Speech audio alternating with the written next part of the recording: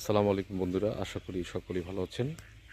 আমি এই মুহূর্তে আছি একটি এগ্রিকালচার প্রজেক্টে একাধারে মুরগি পালন করা হয়, পাশাপাশি এর পাশে পুকুর রয়েছে, এখানে মাছ চাষ করা হয়, এখানে হাঁসের একটি ফার্ম রয়েছে, পাশাপাশি একটি গরুর ফার্ম রয়েছে।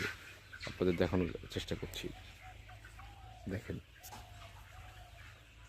এই দোতলা ঘরটাতে দেখছেন, এখানে নিচতলাতে গরুর প্রজেক্ট রয়েছে, পাশে রয়েছে একটি মুরগির ফার্ম, এটা একতলা। এখানে সোনালী মুরগি পালন করা হয়। তার পাশে রয়েছে একটি 3 তলা বিশিষ্ট মুরগির শেড, ওখানে সোনালী মুরগি পালন করা হয়।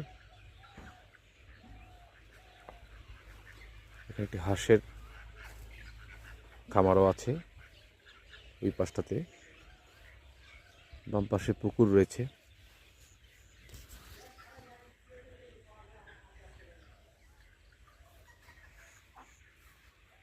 পুকুরেও মাছ চাষ করা হয়।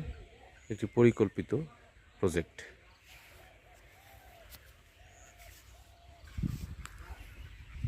আশা করি আপনাদের ভালো লাগলো।